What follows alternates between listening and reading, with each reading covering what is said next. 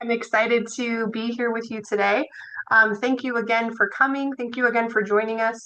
For those of you that are students at SCC, our semester is over. So thank you so much for coming during your time off. We appreciate your enthusiasm and wanting to know more about this topic area. And just kind of wanted to make sure to provide as much support as we can for our students and our community that are interested in applying to the Electrician's Apprenticeship program.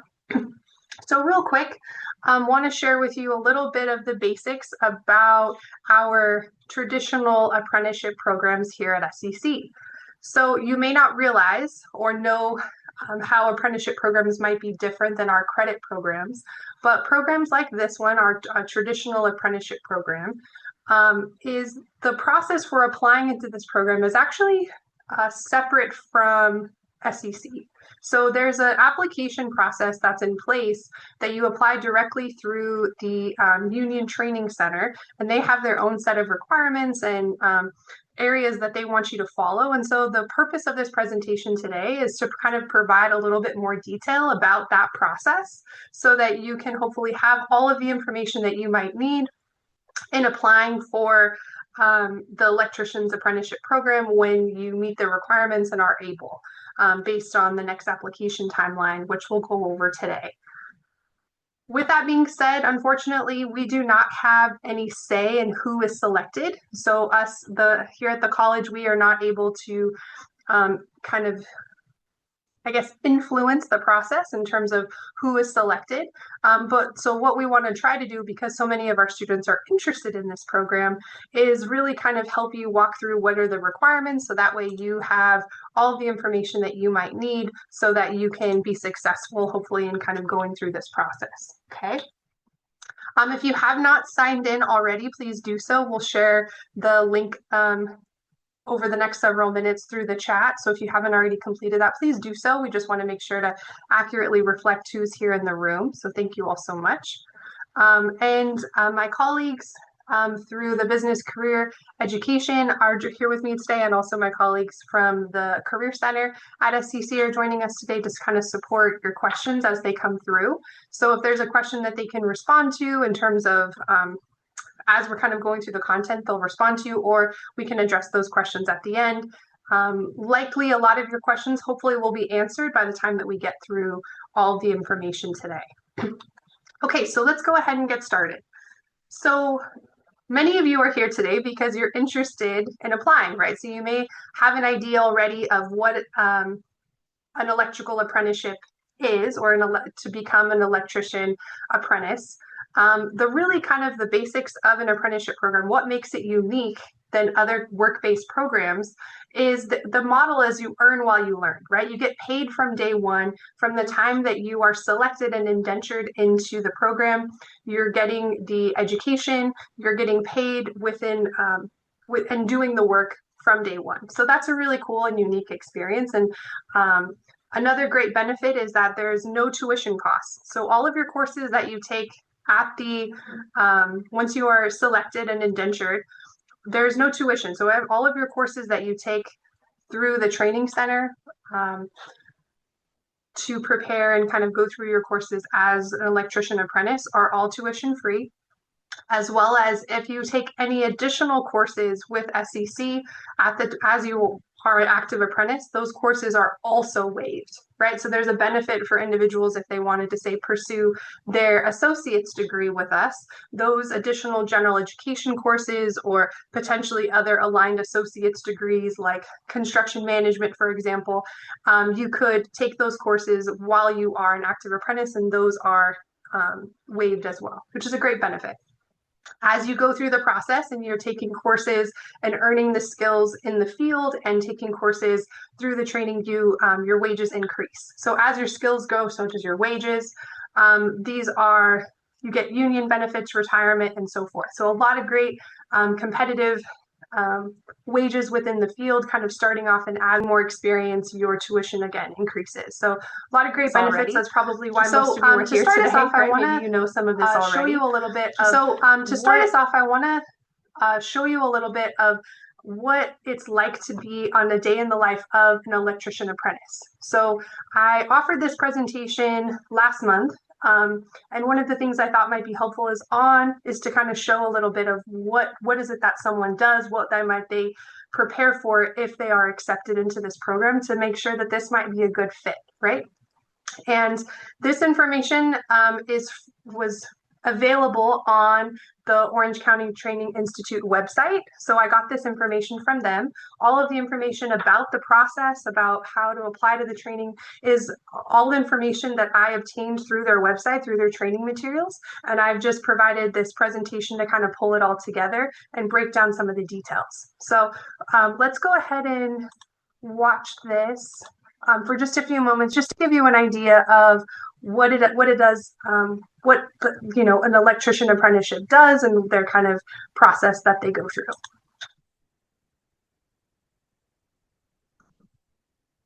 Can you guys all hear that okay? Sound coming through? Perfect. Thank you.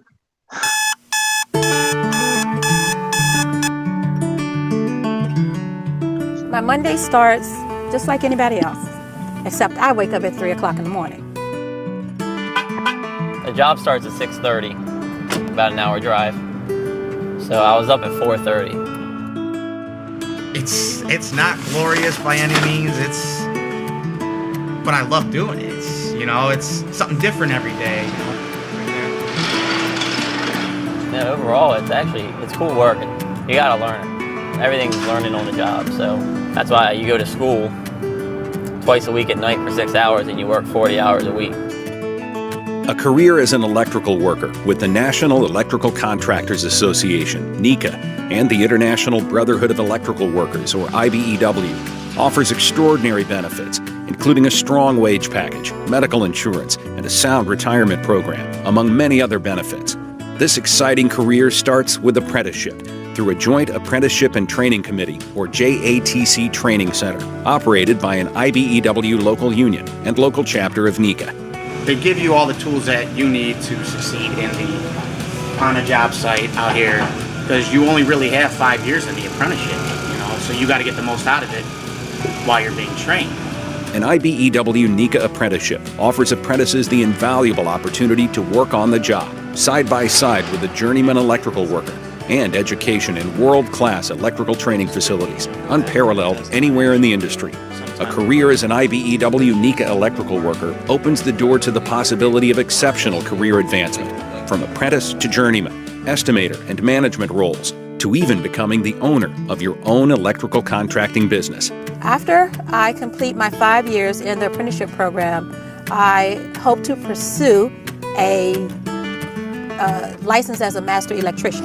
I just hope somebody gives me the opportunity to run a job like this, or get to the point where I've built my career enough to where, hey, that big job over there, yeah, that's Jordan Vasic's job. That's what he's doing. But while the prospect of becoming an IBEW NECA electrical apprentice may seem like the right path, working in construction is not for everyone. The real-life rigors of the electrical construction trade and the commitment to an additional 5 years of classroom instruction in a local area JATC trade school, as well as 8,000 hours of on-the-job training, should be understood and accepted prior to applying for your apprenticeship. This will help ensure you are making the right choice. If you ain't learning on the job and you're just trying to show up to get paid, you ain't gonna really learn too much. In class, they'll do hands-on activities to kind of give you a feel for it. But then on the job, the journeyman will slow down and talk to you and kind of, if you ever have a question, you usually just ask them, and they should be able to stop whatever they're doing and talk to you. Further, apprentice candidates are expected to possess a mechanical aptitude and a fundamental understanding of algebra and geometry, while being on time and keeping a good attitude, utilizing what has been learned in the classroom, online, and in hands-on training applications. All right, thank you all so much. So just wanted to briefly show you a part of that video there. This video is 7 minutes. It's helpful. I would encourage you to check it out. I'll show you the website where you can access this if you'd like to watch the full video later. But just kind of wanted to give you that that basic view into what the work looks like from the perspective of people that have gone through this process, from the people that kind of oversee this, right? So first, let me let me pull out something for you. So I wanted to make sure to give you all a copy of some handouts that I think might be really helpful for you. So I'm going to go ahead and add these to the chat. Please feel free to download these.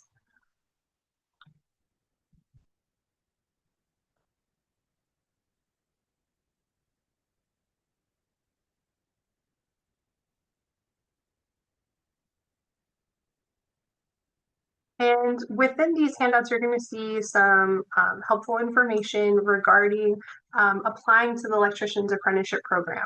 So there's 11 documents in here, and we'll go through most of this information on this first page throughout the slides that we'll cover over the next several minutes. But this was an internal document that we created to kind of pull together the information that's available from the Orange County Training Institute's website. The website that you would go to locate all of this would be the ocett.org. So let me go ahead and put that in the chat for all of you as well, so that you have that as a reference. In these documents here that you all have access to, we kind of just compiled them all into a packet. So the first 2 pages here are just kind of like a breakdown of what is the application process, what are some of the basics, what is it that you need to know that we'll kind of go through on the other presentation today, then just some of the kind of go-to specific information. The next, you'll see a flyer regarding a math course that is available to you if that's something that you would like to access. That is in Algebra 1, which we'll talk about. And then you'll see some additional information, and these are all just copies from the Orange County's Electrical Training Institute's website. So these are all things that you can download separately, but just kind of compile them all together for you. So please take a look. There's a lot of important details in all of here that I want to make sure that you have all of the pertinent information so that you have the tools to be able to apply. You'll also see their application calendar that's posted on their website. So I have highlighted some important dates on that first page document that I provided to you, but here's their documents, so you have access to that. And some additional information about the interview and kind of some tips when applying to the interview program. And those are, again, just copies of information that you can get from their website, and some internal flyers regarding the math course and the flyer here. So as we're kind of going through this process, feel free to keep this on the side, review it if you're on a computer. And these are all things that, again, if you're logging in from your phone, you can review it another time. Make sure to download this and save it so you can come back to it at another time. So let's go through what are the requirements. So they have some pretty specific, when you're applying to the electrical training apprenticeship program, what are the basic requirements that they're looking for? So first, you need to be 18 years old. So if you are a student that's in high school right now that is not 18 yet, you cannot apply until at 18 years old, you need to be 18 at the time that you submit your application. So you can't be 18 in a month, or like you need to be 18 at the time that you submit your application. So that's something that, you should be aware of in terms of timing of when the application dates are available, and the call-in dates and so forth, which we'll talk about in just a minute. Language proficiency, you want to make sure you have a demonstrated fluency in English for safety, communications, and then classroom instruction is all taught in English. Valid identification. So when the first step in this process, we'll kind of go through each of the steps, but one of the things that they will ask you when you call in to get an application is they will confirm that you meet all of this criteria before moving forward. So it's important for you to know what these things are and be able to have documentation for these areas, right? So you need to have a current driver's license, and you also need to have your physical social security card with work authorization. So a lot of times we know our social security number, but you need to physically locate that card because that is part of the materials that they will request from you when you're submitting your application. So making sure if you don't have those things, working on those before you've initiated the process to apply, so that you can be successful within each of these steps. The other area is that you do need to have completed your high school diploma, GED, or equivalent and you need to have official sealed transcripts with an algebra grade. We're going to talk in more detail about the algebra requirement, but for our students that are currently in high school, you do need to have your high school diploma. So meaning one of the things, documents that they will request from you is a physical copy of your diploma. So the physical paper that they gave you, or your official sealed transcripts that show that your high school diploma was completed on this date. So that is something you do. You may have, in terms of timing, 18 years old along with your high school diploma. For those of you that have been out of high school for a certain amount of time, locating your high school diploma or getting a copy of it from your high school, and then also getting, again, official sealed transcripts. So a lot of times when we request transcripts these days, we request electronic transcripts. But in this case, for applying for this program, you will need the paper officially sealed transcripts, meaning that the document is in a sealed envelope. Okay, so that will require likely for you to contact your high school to make sure that you can get that mailed to you or that you can pick that up. So that's a separate process I wanted to make sure to kind of clarify so that everyone has the accurate information as they're going through this process. Okay. So one of the requirements that we talked about that was listed here was that you have your high school transcripts that show that you've completed the algebra requirement. So one of the things that they will look for is completion of Algebra 1 on your transcript. Now, over the years, math titles in the way that math has been taught has changed. And so there's some flexibility because of our local districts now offering integrated math 1 and so forth and math 3. So if your transcript does not show a C or better, and it doesn't have Algebra 1 or Algebra 2, integrated math 1 or integrated math 3 would also work. You just need to make sure 2 semesters of both courses with a C or better. So you do need to, if you're, not sure which math you took or what your grade was, sometimes it's hard to recall. I know for myself, I wouldn't know exactly what my grades were in math in high school without having to go back and double check, right? Because it's been several years for me. So the confirming your algebra requirements that you have those. Now, the addition to that is that you may be a student that took Algebra 1 in middle school. Your middle school transcripts will also suffice. Okay, so getting a copy of your middle school transcripts if you took Algebra 1 in middle school will also work. But you just will need to, if that's the case, you'll need both your middle school and high school transcripts. Okay, so you'll need to show documentation for both, that you did complete high school, but you took that Algebra 1 in middle school. Now, for whatever reason, sometimes students don't have a C or better in Algebra 1 or Algebra 2. So what are your options here at SCC? So there's a couple different options. The one that is probably the most aligned with the requirements that they're looking for fall under our adult continuing education high school courses, because those are equivalent to high school classes. These classes that you see here, the Math CE 255 and the high school Math 163 and 164, are equivalent to Algebra 1. So Math CE 255 is called College Prep Algebra. These are all non-credit. So these will not count towards completing a certificate or a degree with us at SCC. These would work towards, again, completing your requirement that you might need for this, or going towards your adult high school diploma. Okay, but for those of you that already have completed your high school diploma, these courses can be useful in a refresher. So for the Math CE 255, this is a 1 semester course, but it's equivalent to 2 semesters in high school. So a C or better in that course is that 1 semester. If you're looking to meet that requirement, is an option.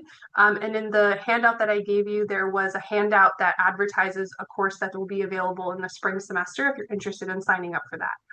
That course is also helpful as a refresher. So maybe you have the Algebra 1 or Algebra 2 on your transcript, so you meet that requirement, or you go back and look and you see that you do have it, but it's been a while, right, since you've taken Algebra 1 and you're like, I'm not sure if I could really do well on an algebra test, if I didn't have some practice. We highly, highly recommend for you to um, uh, practice and get a lot of preparation in algebra because what we'll talk about next relates to the uh, placement entrance exam. And one of the things that they test you on is Algebra 1. So we want to make sure that you have that. We also have a credit course, Math 140, which is college algebra. This is a credit course that is degree applicable, that is also transferable. So this course, obviously, if you're looking to meet the requirements of completing an associate's degree with us, if you're a current student, Math 140 would also meet that requirement if for whatever reason you don't have Algebra 1 in high school or Algebra 2. So if you haven't completed Algebra 1, Algebra 2, or Integrated Math 1 and 3. If you are from another state and maybe the title in your math looks a little bit different than this and you're not sure if it'll qualify, those are questions that you can connect with the Orange County Training Institute to confirm if these courses would count. They can give you that clarification. And then you can also follow up with me if there's a concern with that, but likely I will have to connect with them to get their go ahead because they're the ones that review it if it's not a course that's listed here. So this is the again the flyer for that course. And so in spring 2026, again, this is a non-credit course, so this will not count towards your transferable GPA. This will not be listed on your college transcript with SCC. This is a separate non-credit transcript that's tracked that way. But you will get a grade for this course, which is important because to meet the requirement, you do need to be able to have, again, a grade of C or better. So you are graded in the course. And again, it counts as a 1 year of Algebra 1. It's tuition free and textbook free. The class starts February 9th through June 5th, and it's a hybrid online course. So it meets on Zoom 2 nights a week. And there's the information if you're interested in getting connected with signing up for that non-credit course. Okay. Again, please make sure to kind of keep track of your questions as we're going through. And then feel free to ask those questions to the Q&A as you're thinking of these, and we can address those at the end. If you're thinking of a question and you're like, oh, I want to make sure that I don't forget it, please feel free to add that to the Q&A within the Zoom options at the bottom of your screen. Okay, so so you've read through the application requirements. You're like, okay, I think I meet those requirements. What would be the process in initiating to apply? So let's get into it. So the first one is the first step is actually a phone call. So they have designated times that you have to call in to be able to receive an appointment to submit your application. So what that means is that you can't just apply. There's not like a designated time that they just accept applications where you can walk in, you can't call in, no emails. The only way to obtain an application spot is to call in at the designated time. So they have specific days, specific days that they do this. So typically it's the first Wednesday of the month, but again, this isn't offered every month. So in a few slides, I'll kind of show you when the next available time is, because they do not accept applications in the month of November, December, or January. So the next time that you'll be able to call in will be February, right? So now's a good time to be thinking about this so that you can kind of prepare for that next call-in date in February. So a couple of tips in when you're calling in. So this process starts promptly. When I say promptly at 8 a.m. So you want to be ready to call in at exactly 8 a.m., right? And you don't want to I would suggest and I would encourage you to have multiple alarms, be ready to dial. And if you have additional people that you can support you in calling in, if any of you have ever called into like a radio station back in the day to try to like get tickets or something, the cue of how this process works is you have to kind of call in at a very strategic time, right? And so sometimes it's helpful to have multiple people trying to call in for you. So if you have friends or family members that are available to sit down with you during this time and call in, that would be helpful, right? Because then whoever gets through can kind of stay on the line for you, right? The other thing that I would say is that when you call in, something that I wanted to share with you that the Training Trust has shared with me, that they have shared, it's public information that they've shared out to individuals as well. But something that not everybody hears unless you've asked them about this is, what should they be listening for when they're calling in? So what happens is that when you call in, because a lot of people, probably hundreds and hundreds of people, are trying to call in at the same time. So it bogs down the system.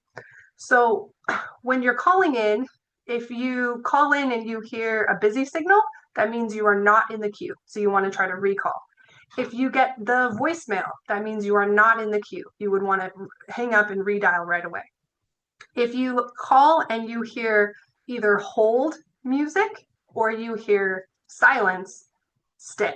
That means that you are in the queue. So you wouldn't want to hang up. You would want to stay where you are, because that means that you are in the queue to try to be for them to talk with you to see if you are going to be one of the first 50 callers. I will share with you that this process happens very fast. They get 50 people usually within the first 5 to 10 minutes. So by usually 8:10, if you're continuing to try to call in, they will answer and say, we've reached our 50 appointments. They have also, so again, this process is pretty fast, and I know that this can be a frustrating part in the initial stage of the process.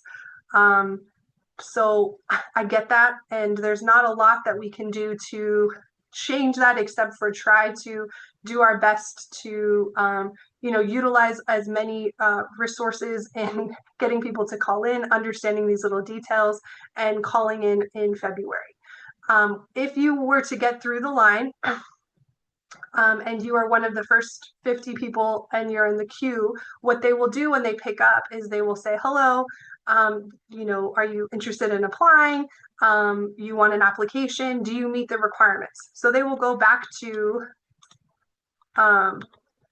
these requirements here and confirm. Are you 18 years old? Do you speak English? Can you provide a current driver's license, Social Security? So you have to be able to say, do you have your official sealed transcripts already? They want to confirm that you have all of these things. If you say no to any of these things, they will say, okay, thank you for your time. We cannot accept we cannot give you an application spot. Please call back. So that's why I stress the fact of you kind of knowing this so that you're prepared and have these things in place so that you can confidently say, yes, I am prepared. I have these requirements to apply. Okay. They also take, from what I understand, they also take an additional queue of a waiting list of those 50 callers. So they take for sure 50, and then I think they take anywhere from like 10 to 15 additional people within the queue when you call in.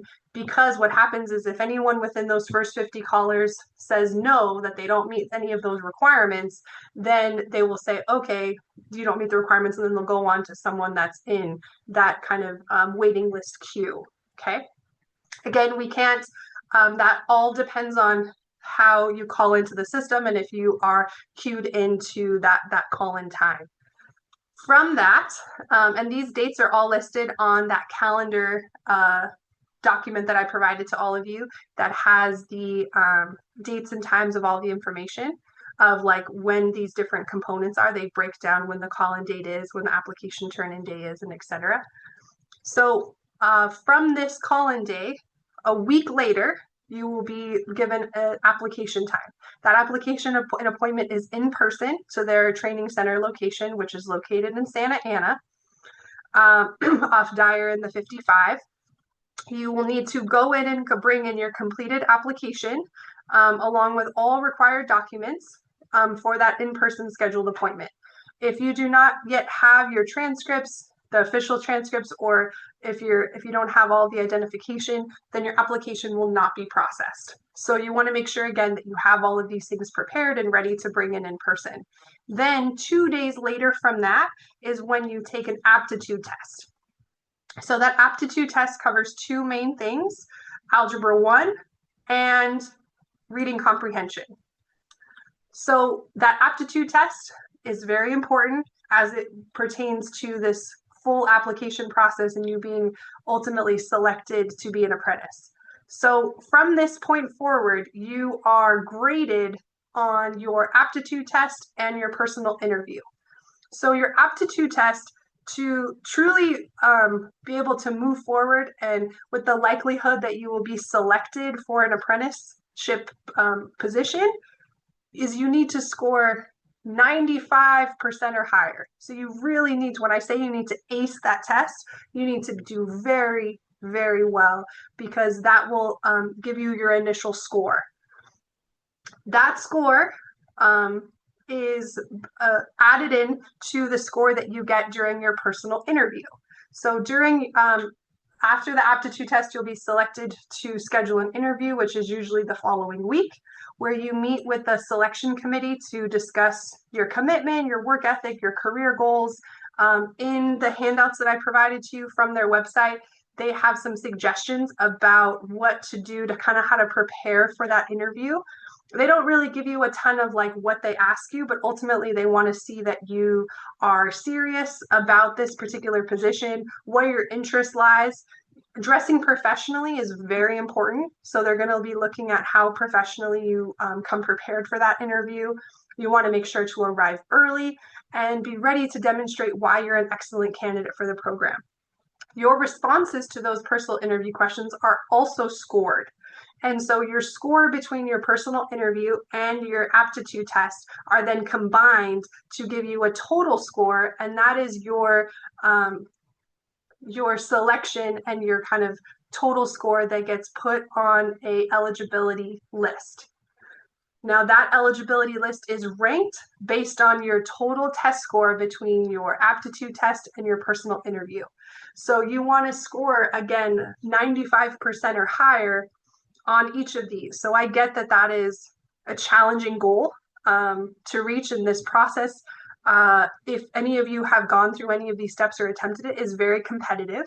But my goal here is to try to give you this information, kind of walk it through, so that as you're going through this process, you can be as successful as possible. So that if you do get to the point where you're taking the aptitude test and the interview, that you will be able to be listed high enough on the selection list, right? That eligibility list.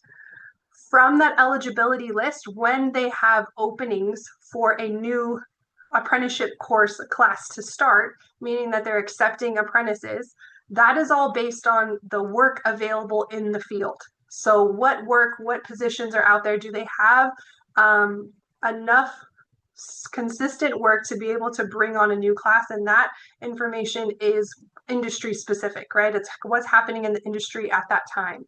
So if they take on, they may have a selection list, and they will take the first however many people that they're able to bring in for the class. So say they're bringing on 25 people or 50 people. They will take the top people that have scored high on that list. The other thing to keep in mind is that these happen for the most part, especially in the spring, every month. So every month, this process and that eligibility list is shifting based on people's total scores. So in February, there's people that are still on this list, but if they have, you could be bumped up or down depending on people's overall total score, okay? So that's why we want to, again, just try to be as competitive as we can within this process and try to score the highest as possible. That's why we shared information about the college prep tools.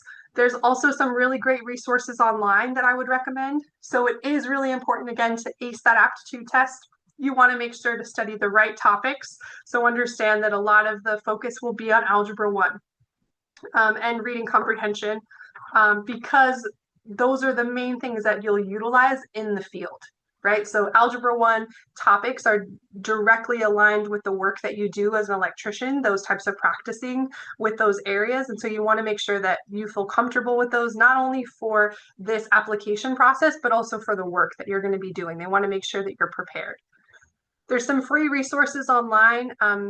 If you look up Electrician's Apprenticeship Aptitude Test or Electrician Apprenticeship Exam, there are some great websites that have some free practice tests. This Propedia has one that gives specific study guides, and they are specifically for the IBEW electrical aptitude test. There's some other ones outlined that you can find that give you kind of a sampling of what the questions look like, so you can kind of get that additional practice. And then, of course, we have our non-credit course that is the college prep algebra for that algebra review. Okay, you want to make sure that you are studying early, often.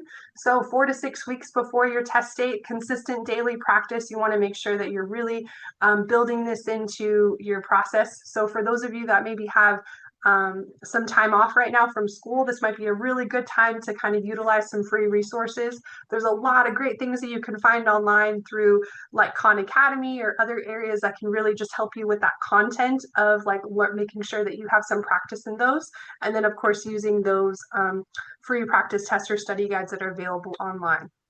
The reason being is that, again, this isn't a test that you want to go into cold or unprepared. And we want to make sure that you feel very, very confident in this test because, again, the ability to move through the process and be selected is really contingent on your ability to do well on this test as well as during the interview. Okay. So I've alluded to this a couple of times and mentioned the application calendar. So the dates, again, there's no dates for you to even call in November or December or January.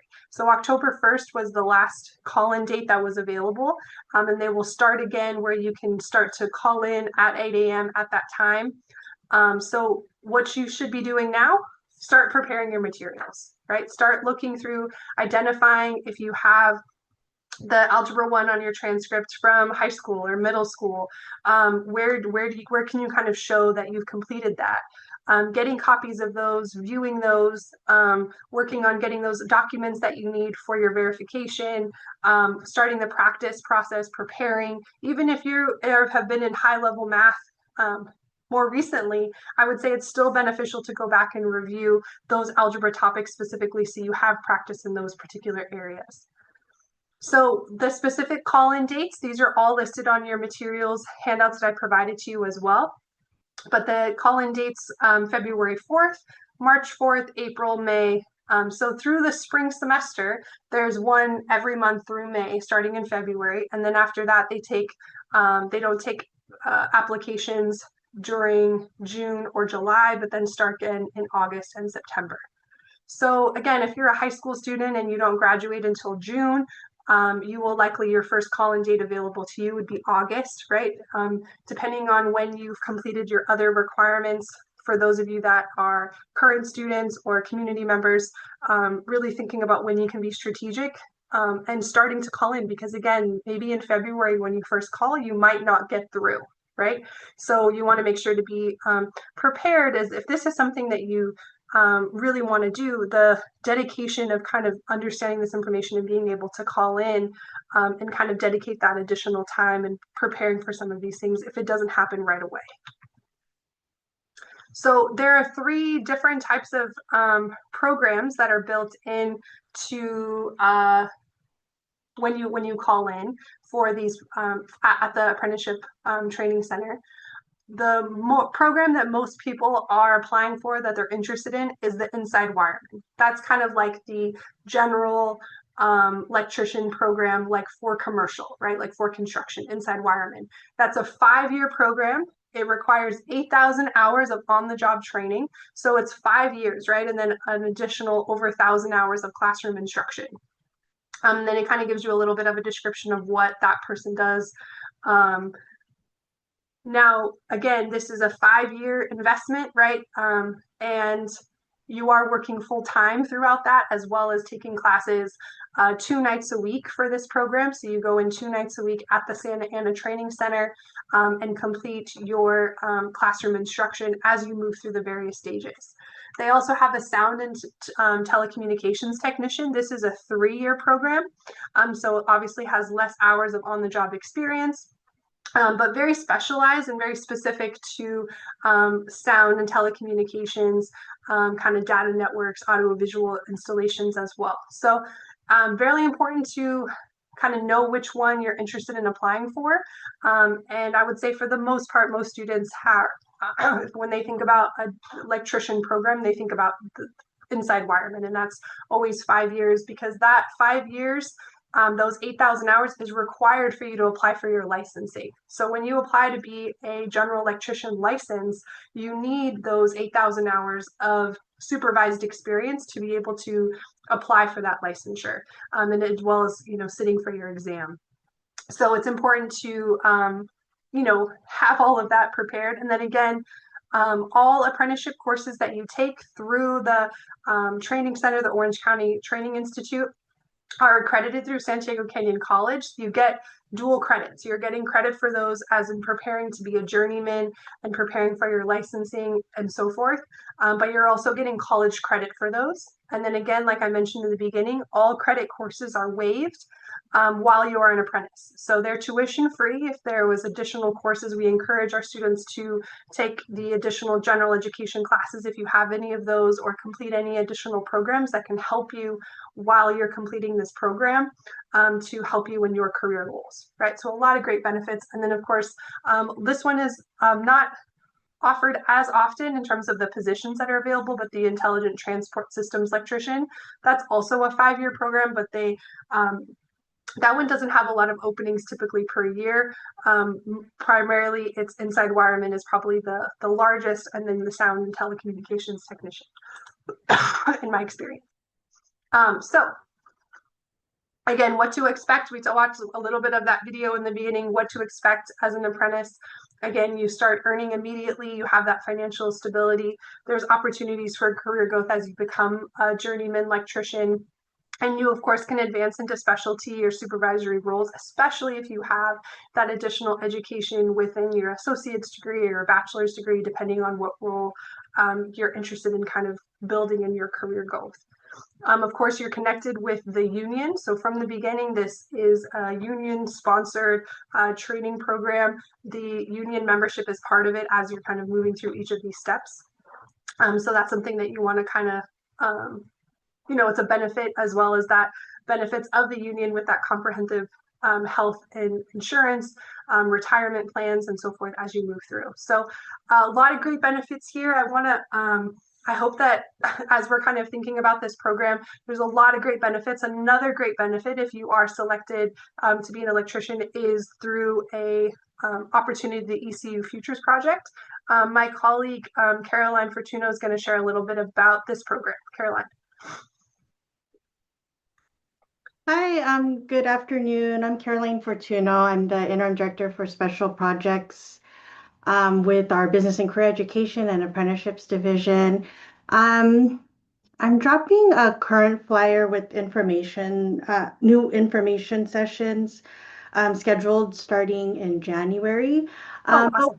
Yeah, but what the Energy Construction Utilities Futures Project is, or ECU Futures Project for short, we pretty much received a grant from the Department of Labor to kind of expand our outreach for these different pathways. Electrician Apprenticeship is one of them. So we offer a number of supports and resources through this project. Some things include emergency funds because we don't want your education to get any disruption. So things like childcare, transportation, housing, we can help with a few of those things. But we also have our job developer, Nestor Corpus, who's also on this call. And then we work with Allison, and we also have our other business and career ed counselor, James Trung, who is here to support you guys through your program. The great thing about this program, we also cover other pathways. But yes, a lot of those different resources are available to you guys so that we can help you get from, training to employment and connecting with some of those quality employers here in the region and throughout the state. Thank you so much, Caroline. I also wanted, because one of the things that sometimes when we talk about kind of the process in the electricians program, we think like, oh, okay, well, what if I don't get right in? What other programs or things might I be interested in kind of pursuing in the meantime while I wait? Or what are some other things that maybe aren't as competitive, but like still have that hands-on, work? There's so many great programs that we offer at SCC within our business and career division, as well as within other apprenticeship programs like carpentry, which, has a much less, specific process or competitive process, right, of applying. So there's a lot of great opportunities to, get some great career education and being able to earn some positions that will give you kind of that higher wage, while also kind of doing something that you enjoy.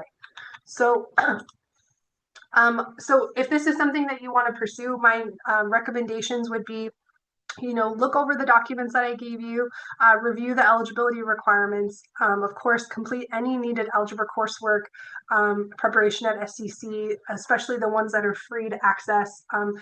Don't get that practice in for the course, study for the aptitude test, utilizing those recommended resources, prepare as much as possible. And then, of course, mark your calendar for maybe multiple times, right, for that next call-in day in February, if this is something you're serious about pursuing. And make sure that you have everything that you need, so that when you call in, if you're selected for an appointment, that you can move forward with the process. Because there are such limited spots in those, we want to make sure that you're taking advantage of that opportunity.